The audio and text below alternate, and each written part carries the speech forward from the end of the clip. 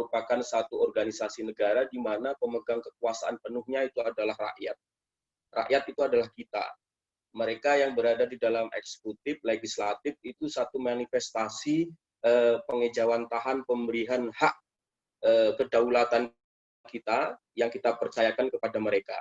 Karena pada dasarnya negara Indonesia ini berdasarkan pasal 1 ayat 2 Undang-Undang Dasar 45 konstitusi kita bahwa negara seisinya ini kedaulatannya ada di tangan rakyat dan dijalankan berdasarkan undang-undang. Berdasarkan undang-undang ini sebenarnya nyambung dengan sistem rule of law sebagaimana diatur di pasal 1 ayat 3 bahwa Indonesia adalah negara hukum. Jadi negara hukum disandingkan dengan kedaulatan rakyat. Ini kalau kata Prof. Mahfud, demokrasi harus disandingkan dengan nomokrasi. Demokrasi itu kedaulatannya ada di tangan rakyat. Penuh, people power, kekuatannya ada di tangan rakyat. Kemudian harus diselaraskan dengan nomokrasi, artinya hukum juga harus berdaulat sebagai kekuasaan tertinggi. Bukan dijalankan oleh elit-elit penguasa, di mana penguasa ini, baik eksekutif, legislatif, itu satu bentuk pemberian kewenangan atributif, kewenangan kita sebagai pemilik kedaulatan penuh, kita berikan kepercayaan itu dalam proses demokrasi, di mana instrumen yang kita pilih itu adalah pemilu setiap 5 tahun sekali. Nah, berdasarkan dari itu, konsep yang juga merupakan satu ajaran John Locke, Montesquieu, J. Rousseau, di mana negara ini dibentuk dari sebuah kontrak sosial, di mana masyarakat, rakyat sebagai pemegang kekuasaan penuh memberikan kepercayaan kontrak politik ya, terhadap seseorang yang kita pilih dalam sistem pemilu yang kita jalani itu untuk membawa kepentingan kita sebagai rakyat Indonesia. Karena itu tidak mungkin 300 juta hampir penduduk Indonesia yang memiliki kedaulatan ini untuk mengurus negara ini sendiri secara langsung, maka butuh keterwakilan sebagaimana diatur dalam preambul konstitusi kita, diatur dalam sila keempat Pancasila sebagai Wiltansong atau ideologi bangsa kita, bahwa rakyat yang dipimpin oleh hikmat kebijaksanaan dalam permusyawaratan perwakilan. Nah, dalam melaksanakan ketatanegaraan ini, kemudian sebagaimana dianjarkan oleh Montesquieu bahwa tidak mungkin kekuasaan ini harus dijalankan oleh satu lembaga tertentu saja.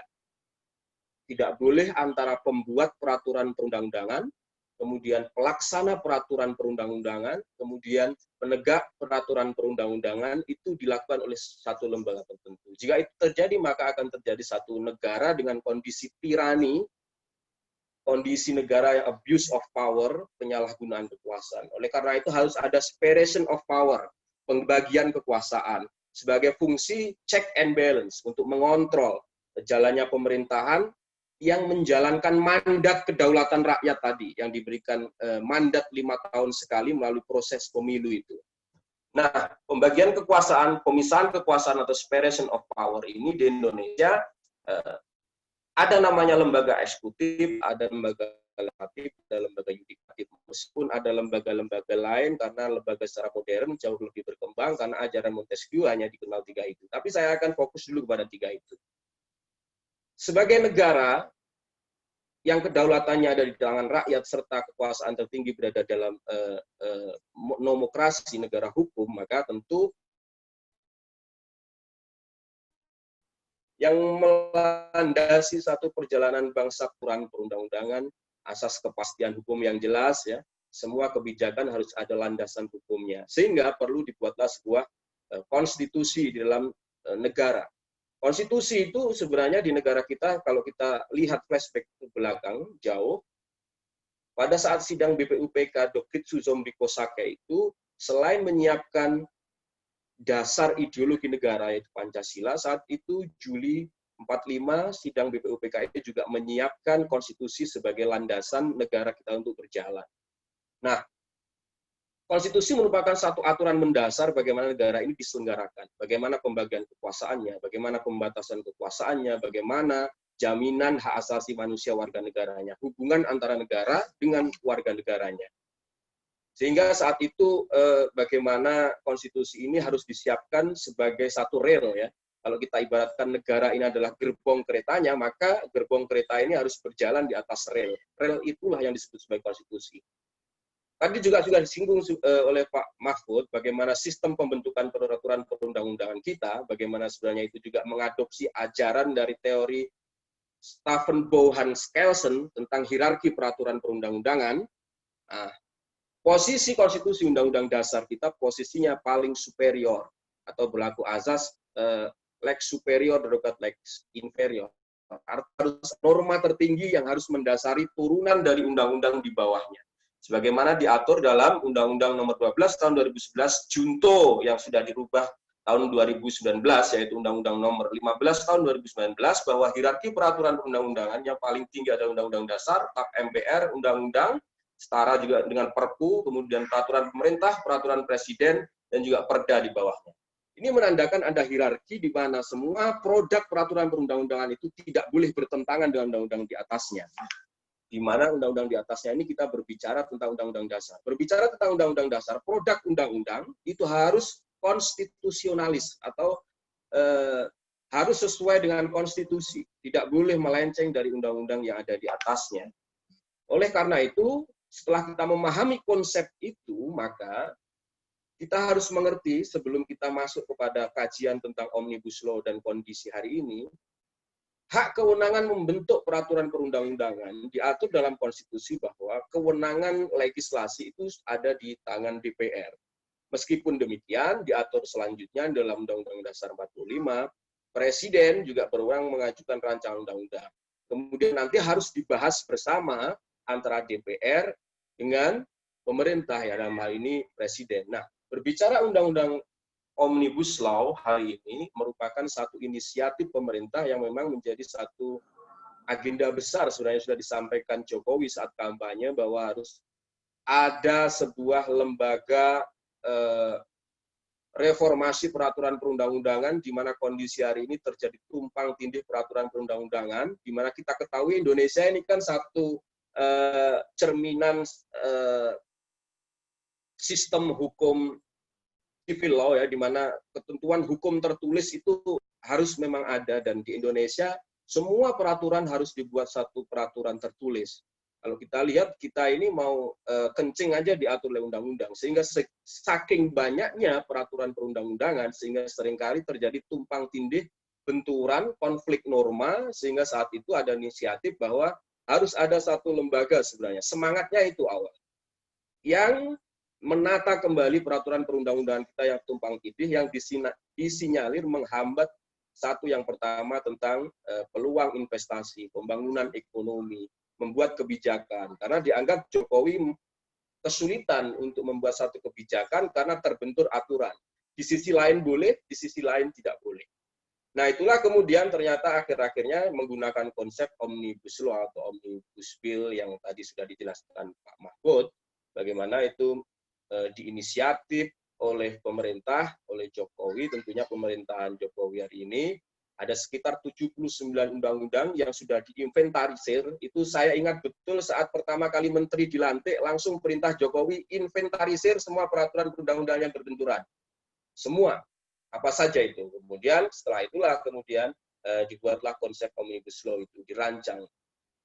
Nah, melihat dari sini kemudian di perjalanan Omnibus Law kemudian diusulkan rancangan undang-undangnya ke parlemen, ke DPR sebagai pemegang kekuasaan legislasi. Faktanya meskipun kontroversial ternyata disetujui, disahkan meskipun ada beberapa yang menolak, ya disahkan. Ketika sudah disahkan dalam tata cara pembentukan peraturan perundang-undangan, hari ini kondisinya Undang-Undang Cipta Kerja yang sudah dijelaskan Pak Mahfud tadi, kondisi hari ini Undang-Undang Cipta Kerja, kondisinya sudah hampir 100% pasti berlaku, atau sudah pasti 100% undang-undang itu akan diundangkan dalam lembaga, sudah disahkan. Karena momentum krusial dalam pembentukan perundang-undang itu saat kesepakatan antara dan pemerintah, ya, di saat sidang paripurna itu, meskipun belum ditandatangani presiden. Karena tanpa tanda tangan presiden pun selama 30 hari nanti undang-undang itu akan berlaku dengan sendirinya. Akan memiliki kekuatan hukum mengikat dan mengatur semuanya, termasuk 79 undang-undang yang masuk di dalam kerangka Omnibus Law itu, semuanya akan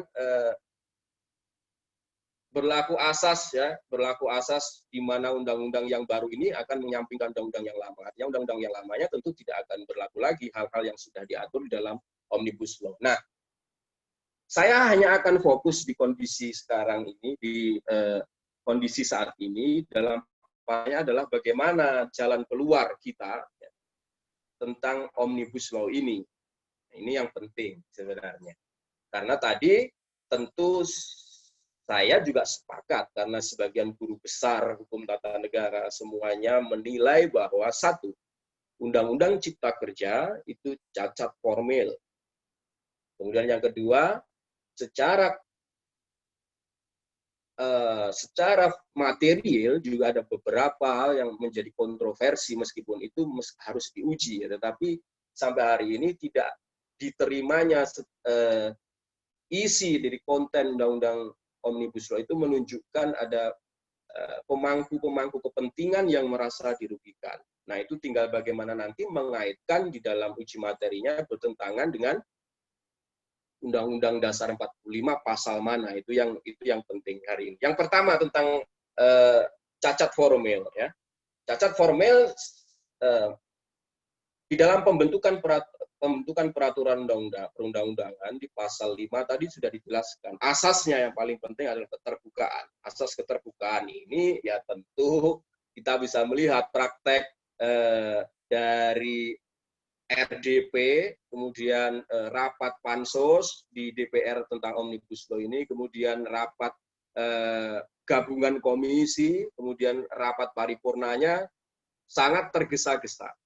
Jadwalnya tidak jelas. Dibuat tengah malam dilakukan. Ini kan syarat dan bertentangan dengan asas keterbukaan. Bagaimana bisa terbuka saat orang tidur, undang-undang itu dibahas. Kan jelas ya. Asas keterbukaannya kan tentu kan terciderai. Artinya secara formil itu sudah memenuhi unsur. Yang kedua, tentang partisipasi masyarakat sebagaimana diatur dalam pasal 96 itu. Partisipasi masyarakat menjadi bagian terpenting di dalam pembuatan perundang-undangan. Karena kenapa? Seharusnya memang peraturan perundang-undangan ini dibuat berdasarkan kepentingan rakyat, kondisi real masyarakat yang dibutuhkan. Karena masyarakat sebagai pemegang kedaulatan penuh, tentu undang-undang yang dibuat ini harus berdasarkan atas kepentingan golongan-golongan dalam masyarakat. Khususnya isu-isu yang masuk di dalam Undang-Undang Cipta Kerja ini. Ada undang-undang tentang ketenagakerjaan, tentang lingkungan, dan seterusnya. Nah, lantas bagaimana jalan keluarnya ketika kita anggap Undang-Undang Cipta Kerja ini cacat secara formil? Sebagai bentuk kedaulatan rakyat Indonesia ini, teman-teman, ini perlu secara teori saya sampaikan, sejak awal pada saat sidang BPUPK, kita bisa cek di risalah sidangnya, seorang Muhammad Yamin itu sudah punya inisiatif harus ada lembaga pembanding undang-undang, di mana undang-undang dibuat oleh DPR, tentu DPR ini syarat akan kepentingan golongan, kepentingan politik. Bagaimana seandainya produk undang-undang yang dibuat oleh DPR itu tidak mencerminkan kepentingan dari rakyat yang diwakilinya, hanya mencerminkan kepentingan golongan-golongan. Bagaimana jalan keluarnya jika kita harus berpegang teguh bahwa kedaulatan ini milik rakyat, bukan milik partai politik, bukan milik golongan tertentu. Saat itu Muhammad Yamin sudah mengusulkan harus ada lembaga pembanding undang-undang. Tapi saat itu memang belum bisa dilaksanakan karena ada beberapa hal, dan akhirnya pada tahun 2003, ide gagasan Muhammad Yamin itu bisa wujud reformasi dan tepatnya amandemen yang kedua, ya, amandemen yang kedua tentang pembentukan Mahkamah Konstitusi sebagai lembaga pembanding undang-undang, sebagai the guardian of constitution, sebagai lembaga yang menjaga konstitusi. Ini keberadaan MK ini sebenarnya secara filosofis sebagai bentuk untuk menjamin bahwa negara ini bukan miliknya partai politik, bukan miliknya penguasa, tapi miliknya rakyat. Ini bisa dibuktikan semua peraturan produk undang-undang bisa dibatalkan melalui MK. Pertanyaannya bagaimana prakteknya itu kan secara teori. Maka saya harus jelaskan dulu mekanisme. Nah, yang pertama, keberadaan MK sebagai lembaga menjaga konstitusi itu selain untuk menguji material tentang isi undang-undang apakah bertentangan dengan Undang-Undang Dasar 45, baik pasal, ayat, atau seluruhnya undang-undang undang-undang yang dibuat oleh DPR itu bersama Presiden itu. Yang kedua juga bisa menguji tentang bagaimana undang-undang itu dibuat. Artinya secara formal diuji. Prosedurnya bertentangan enggak dengan peraturan perundang-undangan. Nah,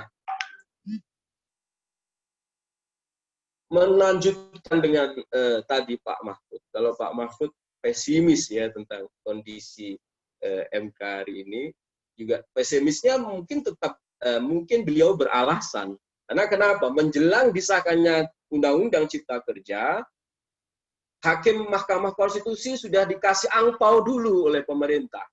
Apa angpaunya? Dengan disahkannya revisi Undang-Undang MK yang isinya hanya revisi itu berdasarkan isinya adalah tentang masa jabatan Hakim MK yang diperpanjang.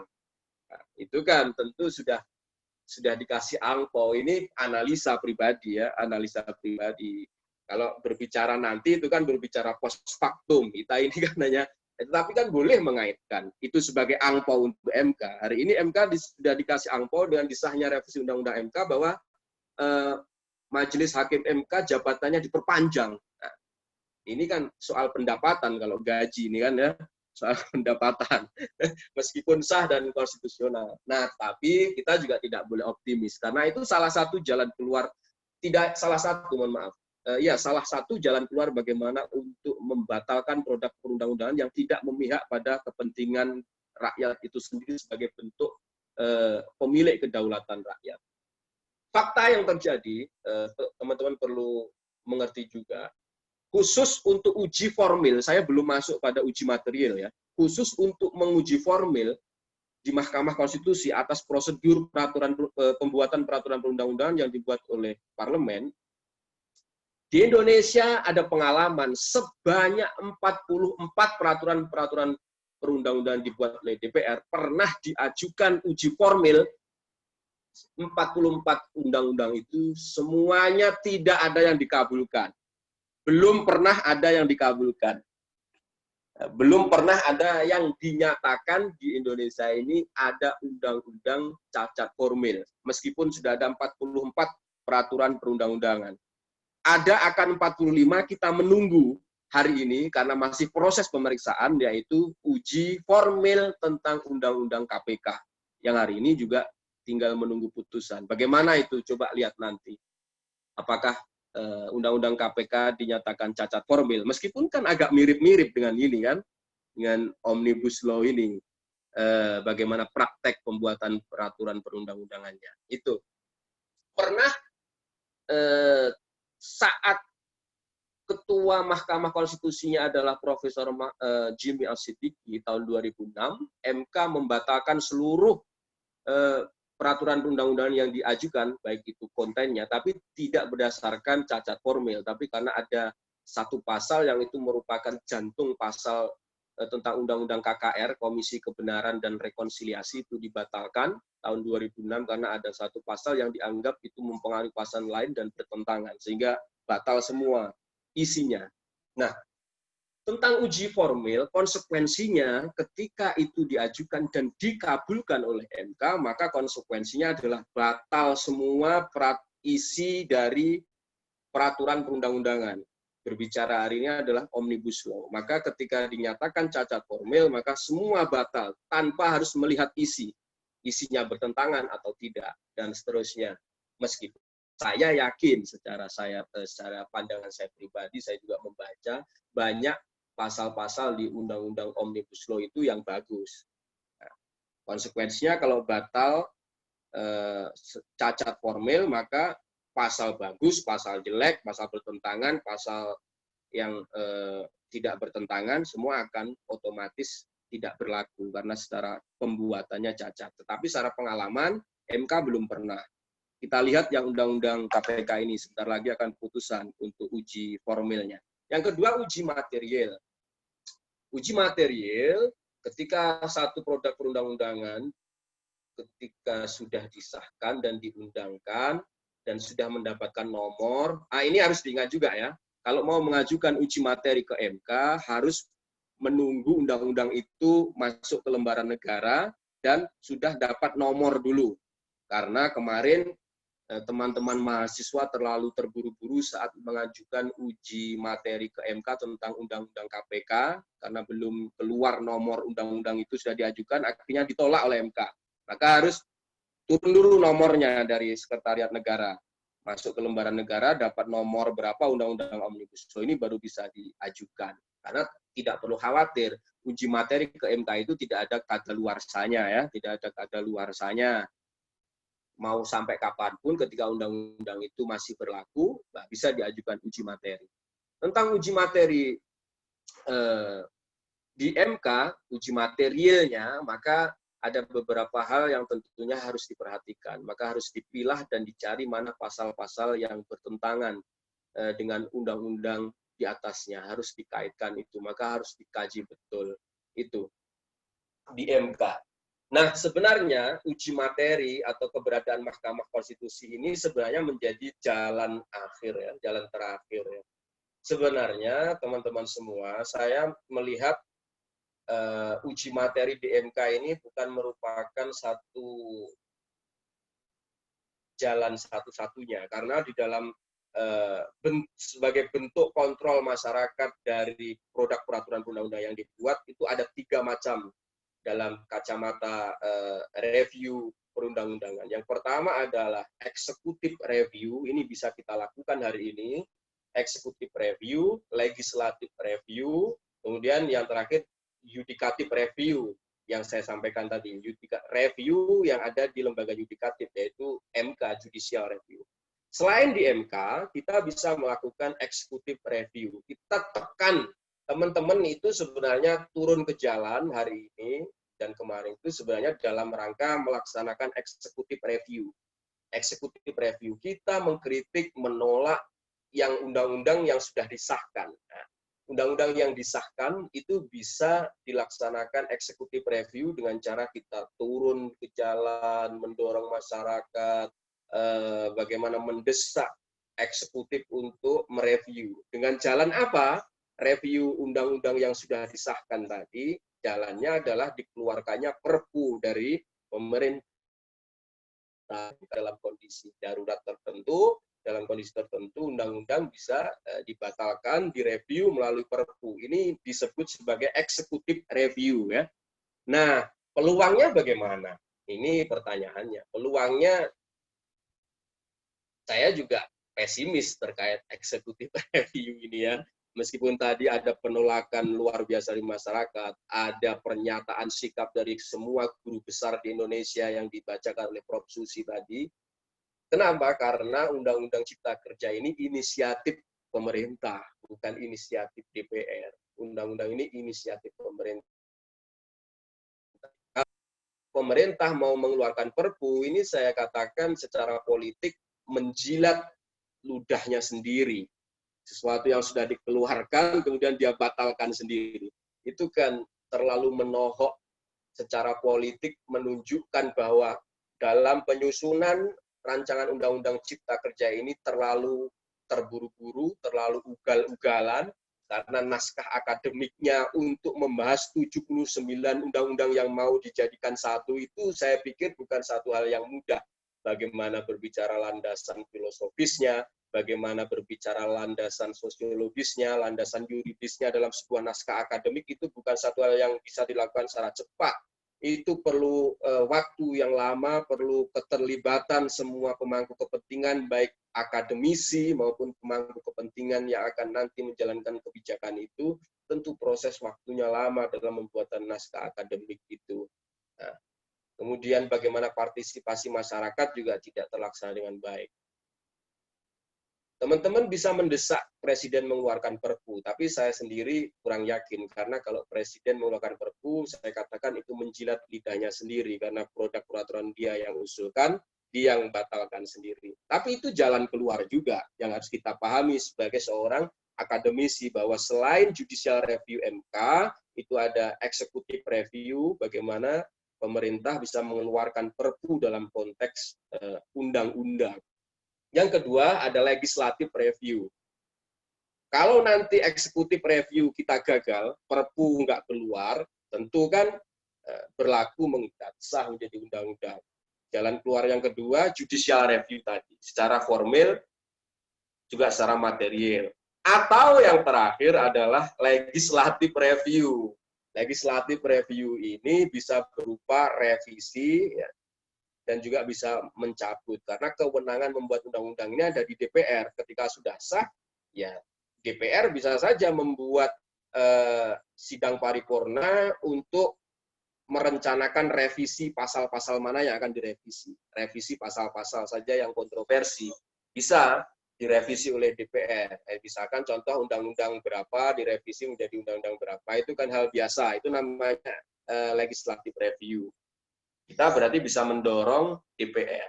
Yang kedua dicabut. Kalau memang tidak bisa direvisi, semua dianggap salah kaprah, undang-undang Omnibus Law ini secara isi, maka dicabut. Ya, dicabutnya diganti undang-undang yang baru. Undang Omnibus Law ini isinya bisa diganti secara total keseluruhan. Itu bisa dicabut ya oleh parlemen, oleh DPR yang punya kekuasaan membuat undang-undang. Nah, itu jalan keluarnya hari ini. Cuma saya ingin memberikan masukan sebagai ulasan terakhir, bahwa seringkali kita itu ketika ada peraturan perundang-undangan yang sudah disahkan, baik itu masih RUU maupun sudah disahkan, seringkali ketika ada 1, 2, 3 pasal atau sebagian pasal yang kita anggap ini merugikan, kita seringkali memang berupaya untuk membatalkan undang-undang itu. Tapi menurut saya itu kurang fair. Karena tidak semua isi dalam peraturan perundang-undangan itu bertentangan semua. Akibatnya, akhirnya produk peraturan perundang-undangan yang seharusnya menjadi tumpuan kebijakan pemerintah, akhirnya mandek. Contoh saja yang pernah terjadi, undang-undang tentang KUHP, rancangan undang-undang KUHP yang sudah dibahas, disiapkan, yang sudah dibuat, dirancang sejak puluhan tahun yang lalu untuk mengganti undang-undang produk Belanda KUHP kita, agar kita punya undang-undang sendiri, KUH pidana. Tapi karena ada 1, 2 pasal atau 3 pasal sebagian, akhirnya ditolak dan tidak menjadi disahkan. Sehingga kita hari ini mimpi kita untuk memiliki undang-undang KUHP versi Indonesia sendiri tidak punya. Padahal di KUHP, meskipun secara fakta banyak yang terjadi bertentangan dan merugikan, ada pasal-pasal yang sebenarnya secara keseluruhan bagus. Ya kita bisa lihat saja di rancangan undang-undang KUHP, bagaimana bedanya dengan produk KUHP Belanda, di mana pasal perzinahan, kalau di KUHP Belanda, selama orang pelaku perzinahan itu belum menikah dan sama-sama suka, ya, itu tidak masuk pasal perzinahan. Tapi di kitab undang-undang KUHP kita yang versi Indonesia yang gagal disahkan itu, yang namanya perzinahan, ya ketika melakukan hubungan badan di luar pernikahan. Kalau di KUHP Belanda bisa dikatakan perzinahan kalau salah satunya ini sudah menikah, dan itu pun deliknya aduan kalau salah satu pasangannya melaporkan. Kalau nggak melaporkan, ketika misalkan ada orang ya, berhubungan seksual masih remaja di hotel, di tempat yang tertutup, maka tidak bisa dipidana. Itu kerugian. Maksud saya, tentu yang paling bijaksana adalah menginventarisir pasal-pasal yang bertentangan di Cipta Kerja Omnibus Law ini. Jalan keluarnya hari ini adalah mengajukan uji materi ke MK untuk membatalkan pasal-pasal yang merugikan kepentingan-kepentingan kelompok, baik itu dari sisi isu ketenagakerjaan, isu lingkungan, isu investasi, usaha mikro kecil, dan lain sebagainya. Yang kedua, mendesak pemerintah untuk mengeluarkan Perpu, peraturan perundang-undangan, di mana Perpu itu mengaturnya nanti pasal-pasal yang dianggap kontroversial yang sudah diinventarisir, mana yang seharusnya dirubah itu. Sehingga tidak harus membatalkan semuanya produk peraturan undang-undang yang memiliki tujuan bagus, tapi karena ada beberapa pasal yang merugikan, akhirnya batal semua. Seperti cita-cita KUHP yang kita pengen memiliki undang-undang KUHP Indonesia yang sudah disiapkan berbagai profesor, termasuk Profesor Muladi dan seterusnya, sejak sudah puluhan tahun yang lalu, sudah jadi gagal disahkan karena ada 1-2 pasal yang bertentangan dan merugikan. Itu kerugian. Oleh karena itu rekomendasi ke depan sebenarnya memang ini kita tidak bisa menyalahkan rakyat yang menolak, tidak bisa menyalahkan publik yang menolak untuk membatalkan. Ini murni kesalahan mereka yang merencanakan membentuk peraturan perundang-undangan yang menurut saya cita-cita tujuannya bagus, tetapi dalam prakteknya terlalu tergesa-gesa, terlalu terburu-buru, belum matang, sehingga sudah disahkan banyak penolakan. Itu akibat dari partisipasi publik kurang. Seandainya partisipasi publik ikut terlibat dalam pembuatan, tentu tidak akan terjadi penolakan serta disahkan, karena sudah dibahas secara matang saat baik itu rapat dengar RDP di Pansus, dan juga pada saat sidang paripurna, pada saat sosialisasi dan sebagainya. Itu jalan keluarnya menurut saya hari ini. Sekilas saya hanya melengkapi sisi-sisi yang kurang dari sisi ketatanegaraan, dari sisi-sisi bagaimana jalan keluar dalam konteks kita negara hukum ini. Itu saja yang tentu mungkin bisa saya sampaikan, karena tadi juga sudah komplit ya disampaikan oleh Pak Mahfud. Kita bisa saling melengkapi saja. Kalau ada pertanyaan bagaimana? Apakah langsung atau menunggu Ibu Sisil? Saya serahkan kepada moderator. Bisa langsung panjenengan menjawab, bisa melalui saya. Sudah ya? Oh ya, ada 3 pertanyaan ini, masuk ya? Inje, bisa Bapak, langsung saja dijawab.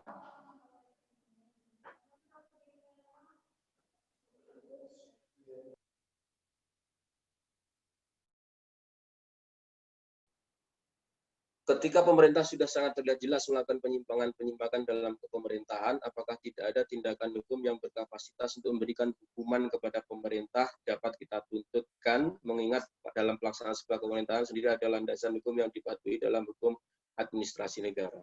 Ya, pembuatan peraturan perundang-undangan ini masuk dalam politik kebijakan. Di dalam membuat sebuah kebijakan, tentu tidak ada konteks bagaimana hukuman secara pidananya tidak ada, tetapi hukuman secara administratif bagaimana produk ini harus dibatalkan itu bisa. Karena selama peraturan kebijakan penyimpangan itu tidak bersifat pidana, sifatnya adalah kebijakan yang tentu dalam pembuatan peraturan perundang-undangan mekanismenya sudah diatur.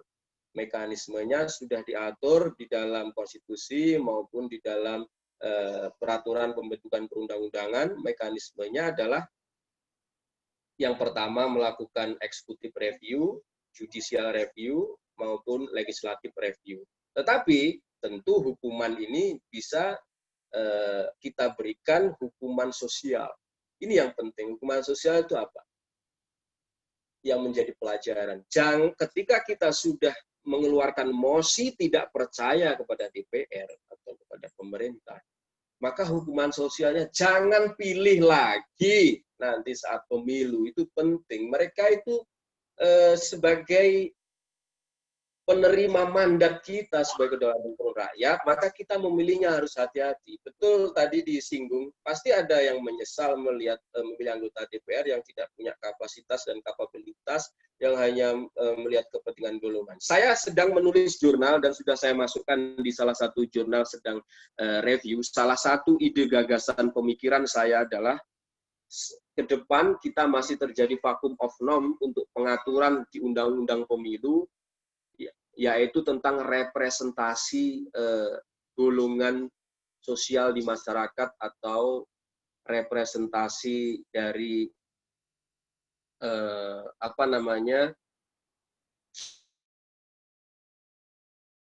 dari golongan di tengah masyarakat. Karena hari ini representasi politik di dalam pemilu ini hanya mempersyaratkan representasi gender. Jadi harus ada wakil perempuan. Tapi belum ada representasi yang mengatur perwakilan DPR itu harus ada dari petani, harus ada dari buruh, anggota DPR itu yang jadi harus berapa persen dari buruh, harus berapa persen dari petani, harus berapa persen anggota DPR dari nelayan, harus berapa persen anggota DPR dari pelaku UMKM, harus berapa persen anggota DPR dari background pendidikan, dan seterusnya. Ini belum diatur.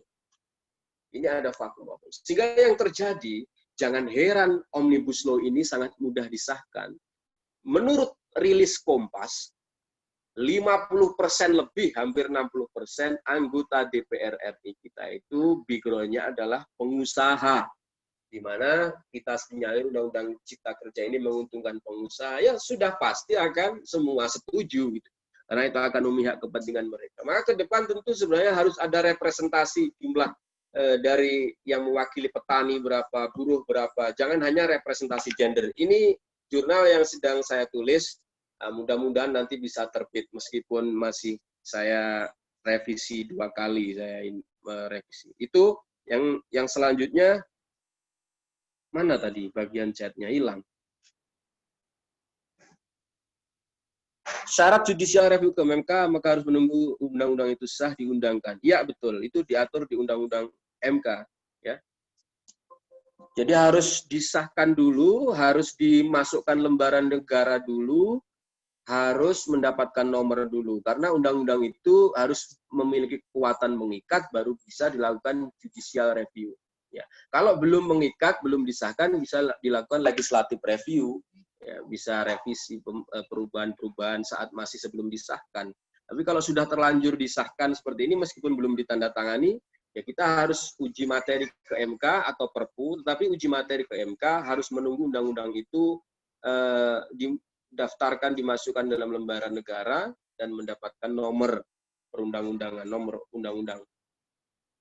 Yang terakhir, saya hendak bertanya, apakah bisa dikatakan sia-sia Pak aksi yang kita sampaikan di lingkup daerah jika akhirnya keputusan mutlak tetap pada pemimpin pusat? Tidak ada usaha yang sia-sia.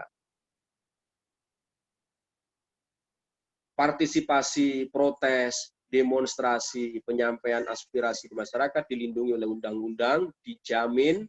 Nah, tetapi apakah itu efektif atau tidak? Tentu ini sebagai bentuk desakan sebagai bentuk bagaimana kepercayaan publik terhadap kebijakan yang dibuat oleh pemerintah. Ini tentu tidak sia-sia karena dengan protes di semua lini, di semua daerah, isu ini akan menjadi isu nasional yang mendapatkan perhatian khusus. Sehingga menjadi semua fokus perhatian terhadap ini. Meskipun awalnya niatan, saya kira niatannya DPR sama pemerintah, niatannya Undang-Undang Cipta Kerja ini disahkan biar tidak biar luput dari perhatian publik. Indikatornya apa? Disahkan tengah malam saat tidur, ya kan? Biar orang nggak tahu. Disahkan saat semuanya berjibaku fokus pada penanganan wabah COVID. Ini sebenarnya ada indikator biar tidak ada perhatian publik, biar terlena publik, sehingga Undang-Undang Cipta Kerja ini tidak ada protes. Karena juga saat kondisi PSBB, karena PSBB mungkin dipikir oleh mereka, masyarakat atau rakyat tidak mau unjuk rasa turun ke jalan karena takut tertular dan ada perintah larangan untuk melaksanakan atau menghindari kerumunan. Ya, itu sebenarnya ada indikasi untuk luput dari perhatian publik. Sehingga sangat tepat kiranya mahasiswa semuanya turun ke jalan itu untuk agar isu ini menjadi perhatian publik. Biar tidak terlena. Dan nanti tentu di MK akan mendapatkan pengawalan yang luar biasa.